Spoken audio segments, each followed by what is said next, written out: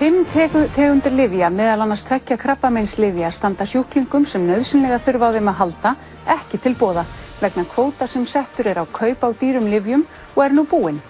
Þetta segir formaður lyfjanefndar Landspítalans í bréfi til heilbrigðisráðherra, þar sem hann var hvattur til að afnema lyfjakvótann, enda væri bið ekki valkostur í tilfellum margra sjúklinga. Ráðherra vísaði málinu til lyfjagreiðslunefndar sem átti að fjalla málið samkvæmt lögum og sagði að fjárveitingar dygðu ekki alltaf til að setja alla sjúklinga í dýrustu meðferð. Við fjöllum þetta og ræðum við yfirlækni krabbameinsdeildar Landspítalans í þættinum. Við byrjum á svokölluðu lyfjakvótakerfi en samtökin Kraftur sem berjast fyrir hagsmunum ungs fólks með krabbamein hafa leitað til umboðsmanns Alþingis þar sem þau telja fjöldatakmarkanir nauðsynlegra krabbameinslyfja ekki standast lög. Breytingar sem gerðar voru á kaupum nýrra lyfja í fyrra takmarka mjög heimildir lækna til að gefa þau sjúklingum sínum umfram ákveðin fjölda þeirra. Að ræða svokölluð S-lyf sem einungis eru gefin á sjúkrahúsum en þau eru oft dýr og strangt mat lækna þarf að liggja að baki þegar sjúklingum eru gefin þau. Svokölluð lyfjagreiðslunefnd hefur þegar hafnað því að augnlyfið Eylea verði gefið fleiri sjúklingum þetta árið þar sem einungis var gert ráð fyrir því að kaupa lyfið fyrir 30 sjúklinga á þessu ári.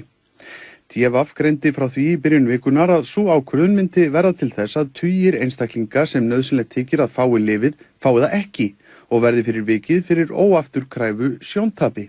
Formaður lyfjanefndar Landspítalans sendi fyrir rúmum mánuði bréf til heilbrigðisráðherra þar sem fram kemur að augnlyfið sé langt í frá það eina sem ekki verði hægt að gefa sjúklingum vegna hins nýja lyfjakvótakerfis. Meðal þeirra lyfja eru 2 krabbameinslyf sem gefin eru mjög veikum krabbameinssjúklingum í því skyni að lengja líf þeirra, gigtarlyf og annað nauðsynlegt augnlyf. Kastljós hefur bréf Gerðar Gröndal, læknis og formanns lyfjanefndar Spítalans undir höndum og ennfremur svarbréf ráðherrans þar sem hann vísar málinu frá sér með vísan til fjárheimilda Alþingis til lyfjakaupa. Í bréfi Gerðar útlistar hún hvernig breytingar á ávísun lyfja við alvarlegum sjúkdómum hafi farið frá því að vera háðar mati lækna og heilbrigðisstarfsfólks í hverju tilfelli yfir í kvótakerfið sem nú hefur verið sett upp. Gerður segir síðan: Nú svo komið að allar heimildir eru fullnýttar fyrir gigtarlyfið Benlysta, augnlyfin Ozurdex og Eylea og krabbameinslyfin Jevtana og Kadcyla. Og nýjir sjúklingar sem þurfa á lyfjanum að halda fá þau ekki. Langur biðlisti fyrir sund þessara lyfja og í mörgum tilfellum bið ekki valkostur af læknisfræðilegum ástæðum. Gerður segir síðan að þó nýja fyrirkomulagið gerir ráð fyrir því að ár hvert sé áætlaður fjöldi þeirra sjúklinga sem þurfi viðkomandi lyf, sé það eðli málsins samkvæmt erfitt í litlu samfélagi þar sem fjöldi sjúklinga sveiflist milli ára. Því óásættanlegt að nota þessar áætlanir í því skyni að takmarka fjölda sjúklinga og þar með útiloka aðra sjúklinga frá því að fá lyfin, segir Gerður, sem bendir á að svokölluð lyfjagreiðslunefnd hafi þegar hafnað því að sjúklingar fái augnlyfið á þeirri forsendu að fjármagn sé búið. Síðan segir: Á fundum lyfjanefndar Landspítala undanfarið hefur málið verið rætt og nefndarmenn sammála að það misrétti sem felst í því að setja kvóta á fjölda sjúklinga sé óásættanlegt. Þá setur það lækna í þá erfiðu stöðu að útskýra fyrir sjúklingi sínum að nauðsynleg lyf standi honum ekki til boða vegna þess að ákveðnum fjölda sjúklinga hafi þegar verið náð. Lyfjanefnd telur mjög brýnt að fjöldatakmörkun sjúklinga varðandi ákveðin lyf verði aflögð og óskaði eftir því að ráðherra svari þessu erindi sem fyrst og beiti sér fyrir því að þetta mál verði leyst nú þegar. Sem fyrr segir var bréf Gerðar sent ráðherra miðjan apríl. Viku síðar svara 2 embættismenn heilbrigðisráðuneytis erindi Landspítalans fyrir hönd ráðherra. Þar ekki brugðist með beinum hætti við beiðni Spítalans lausn málsins, heldur vísar hann því aftur til lyfjagreiðslunefndar, undirnefndar ráðuneytisins. Ráðuneytið telur rétt að lyfjanefnd LSH og stjórnendur Spítalans taki erindi sitt upp á þeim vettfangi, það í kostnaðarnefnd S-lyfja og lyfjagreiðslunefnd. Nefndirnar eru hins vegar bundnar fjárveitingum eins og áður segir, en í upphafi bréfs ráðherrans segir hann: Eftirfarandi skal tekið fram. Fjárheimildir til lyfja eru ákveðnir af Alþingi í fjárlögum hvers árs. Það gerist jafnt hér á landi og í öðrum löndum að fjárheimildir duga ekki alltaf til að setja alla sjúklinga sem á þurfa að halda á dýrustu meðferð. Af þessum ástæðum nauðsynlegt að forgangsraða, gæta aðhalds og vanda ákvarðanatöku innleiðingu nýrra og dýrra lyfja, svo sem gert hér og annars staðar. Svar ráðuneytisins verður því ekki skilið öðru sem svo að krabbameinslyfin 2 gigtarlyfið og augnlyfin verði ekki gefin fleiri sjúklingum, jafnvel þó læknar telji þau nauðsynleg vegna meðferðar þeirra. Kvóti ársins sé einfaldlega búinn. Forsvarsmenn stuðningsfélagsins Krafts, sem beitir sér fyrir hagsmunum ungs fólks og aðstandenda þeirra sem greinst hafa með krabbamein, hafa að sögn Ragnheiðar Davíðsdóttur, framkvæmdastjóra samtakanna, ákveðið að vísa málinu til umboðsmanns Alþingis fyrir hönd umbjóðenda sinna.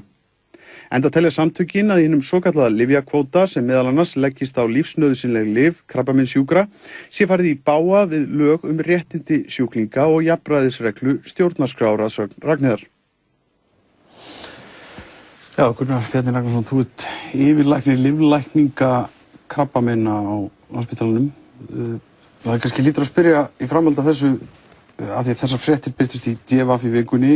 Í þessu bréfi þessu, lýst þannig að þessi lyf sem eru auðvitað dýr en eru talin nauðsynlega að það bara sé ekki að gefa þau lengur út af þessu nýja kerfi. Það þannig að krabbameinssjúklingar á deildinni og til að þeir fá ekki þessi lyf eða hvað? Já, sko, þetta bréf var sent til að fá útskýringu á hvort það væri kvóti og hvernig stæði á honum. Og við fengum þetta svar tilbaka og eftir að hafa farið yfir það svar og líka bara svona aðra bréfaskriftir með annars með lögfræðingum, að þá raunin lít ég þannig að það sé ekki kvóti á þessum lyfjum. Ég hef raunin ekki fengið en skýr skilaboð þess efnis það sé einhver hámarkskvóti á fjölda sjúklinga sem geti fengið krabbameinslyf. En það fyndist mér það eiginlega hálf fáránlegt, sko, þar sem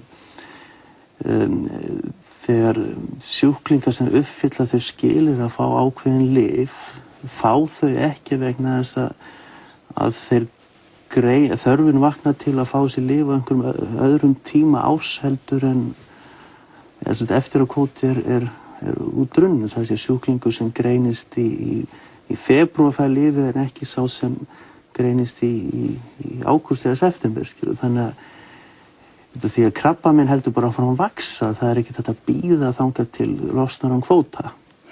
Þannig að ég líti ekki á að sé kvóta á þessum lyfjum og ég hef ekki fengið neinn skýr skilaboð þess efnis. Þannig að ef ég fæ beini þess efnis að heimila notkun þessa lyf, þá mun ég heimila það.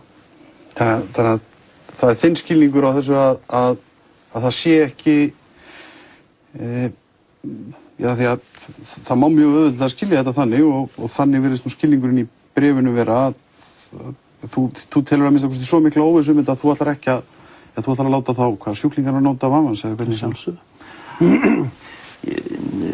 Sjúklingar verða alltaf njóta vafans og sérstaklega þegar skilaboð er mjög óskýr þá get ég ekki tekið með það hlutverk að túlka það á strangastan hátt. Og við sendum þetta bréf, þá töldum við væri kvóti og töldum það ófært og við fengum þarna, eins og segi, svarbréf sem var ekkert sérstaklega skýrt að það væri kvóti og við fórum svo yfir þessar bréfaskriftir og aðra bréfaskriftir meira, lögfræðingi meira og út frá því túlkaði þannig að það sé ekki kvóti á þessum lyfjum. En kannski aðeins þessi lyf, að því að og það er svo sem auðvitað hefur nú komið fram að þetta eru í mörgum tilfellum eru þetta dýrlyf, hver skammtur en hversu algengt að það þurfi þessi lyf og hversu miklu máli skipta þau? Ég gef mér auðvitað að þau skipti miklu máli, þetta eru krabbameinslyf en það er í sjálfu sér ekki marga sjúklinga ræða.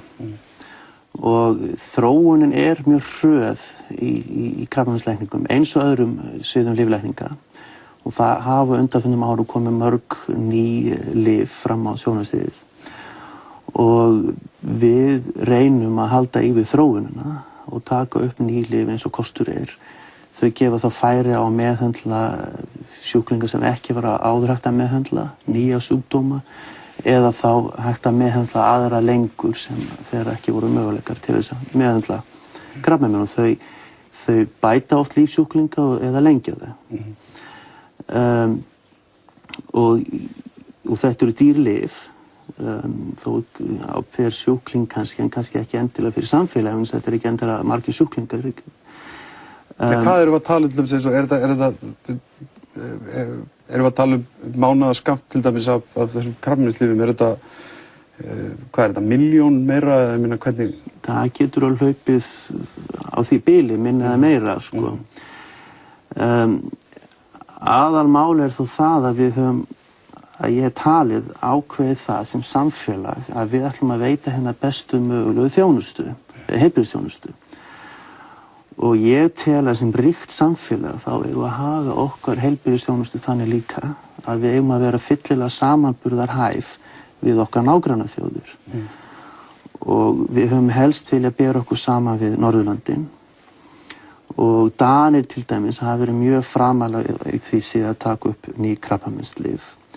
Og við höfum svona reynt að fylgja eins og segir öðrum Norðurlandaþjóðum, kannski ekki alveg náðu að fylgja Dönum en reynt að vera á pari við hina. Og það er oft á brattan að sækja í þeirri baráttu. En leið og við förum að slaka á klónni í því að taka ekki upp ný lyf, að þá drögust við aftur úr öðrum þjóðum í þeirri gæði heilbrigðisþjónustunnar. Og ég tel að við stöndum uppi sem verra samfélag eftir það. En nú var viðtal við augnlækni mitt í DFF vikunni sem var að segja að það væri búið að neita sjúklingum þau líf og var að lýsa afleiðingum þess. En ertu ekki hræddur að ef að nú er þessi kvóti ef hann er til, er hann að nást að ef að það er að bæta við þessum krabbameinslyfjum að það fáist komið þessi neitun þá bara líka eða? Jú, ég sjálfum sér óttast ég það. Ég trúi því ekki að það sé reyndin og mér finnst það hörmulegt hvernig það farið með í þessu tilviki þessi augnlyf og fáránlegt að sjúklingur númer 31 fær ekki augnlyfi sem getur hugsanlega hindra blindu meðan hinu 30 fá það, sko. Þetta er fáránlegt ef annað búið að vera leyfið þetta lyf og þá eiga allir að fá lyfið sem uppfylla þau skilyrði að fá það. Hver er breytingin á fyrirkomulaginu? Áður var það ekki, það var svona einhver hópur af læknum sem tók ákvörðun það hvort einhver þyrfti þessi lyf því þetta er ekki margir sem þurfa. Er verið að hleypa, tékkheftinu of langt inn í þessar umræður ef við leyfum mér að sletta þannig? Er þetta farið að snúast meir peninga og minna læknisfræði? Já, peningar eru mjög takmarkandi og við sem læknar ráðum þeim í sjálfu sér ekki. Og þetta fer þannig fram að við fylgjumst með þróun og sjáum það eru ný lyf sem við viljum taka upp og við sendum umsóknum það til lyfjagreiðslunefndar og fáum annað já eða nei. Við sendum með því einhvers konar áætlun sem segir við áætlum að þetta margir sjúklingar þurfi á þessu lyfi að halda árlega og á grundvelli þessara upplýsinga verði lyfsins og fjölda sjúklinga og svo framvegis tekin ákvörðun það hvort að eigi að taka upp þetta lyfið ekki. Og svo getur fjöldi sjúklingar sveiflast á milli ára, stundum kannski færri en við áætlun, stundum fleiri. Og ef þessar áætlanir eru túlkaðir sem kvóti þá er það eitthvað sem við getum ekki sætt okkur við.